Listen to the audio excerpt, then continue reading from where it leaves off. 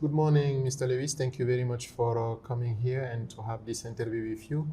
As you know, we are living today in a context of polycrisis marked by economic downturn, climate change, and geopolitical tensions. In your view, what are the biggest obstacles to achieving employment and decent work for all in the Caribbean? Thank you very much for having me. Certainly the aspect of skills mismatch, the impact of climate change, those sort of vulnerabilities, the polycrisis, and I feel confident that at this present moment, one of the biggest polycrises that we are facing with is what is currently taking place in the United States, which has global impact and which will significantly impact the aspect of international trade.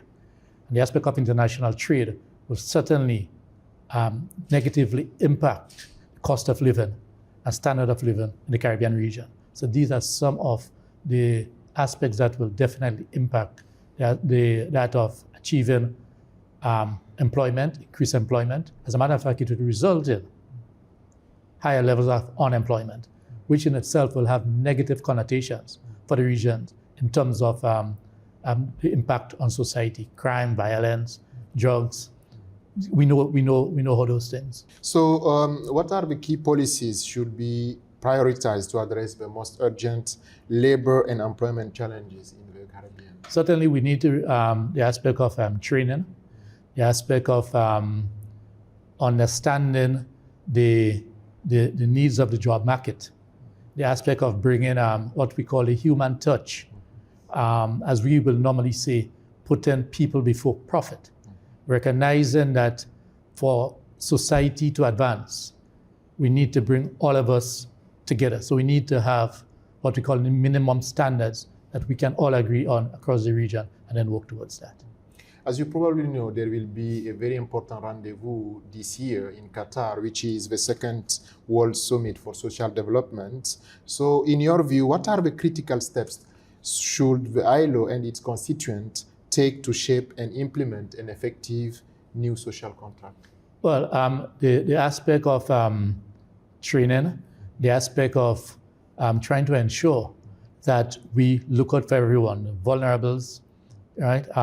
Better working conditions, the aspect of the use of technology to improve and increase the standard of living of our people. These things are extremely important for us to focus on. And these must not be just used as tools for the enrichment of a few, but to be used as tools for the enrichment or the better living conditions of our wider society. So policies need to be advocated along those lines. So that is where research comes into play. We need to demonstrate the impact that is currently existing within the different populations as to, whereas today we are seeing more millionaires have been created in this crisis, but the gap between the haves and the have-not are extremely widening. So we need to do those research, and I'm sure that those information are outside it. We need to demonstrate that by taking a more human approach, by recognizing the challenges that we have, we will come up with policies that will be more people-centered. But as you know, the ILO is a tripartite organization. What do you see as, the ILO is a tripartite organization.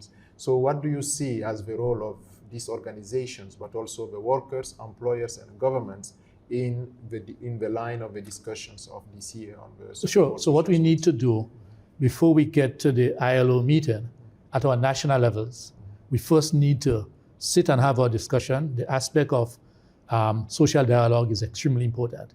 But not just social dialogue. We need to have meaningful social dialogue. We must not just approach this by reporting to the international community that we met, but we must have targets. We must prioritize and be able to report. So have meaningful engagement at the national level, national, regional, and international.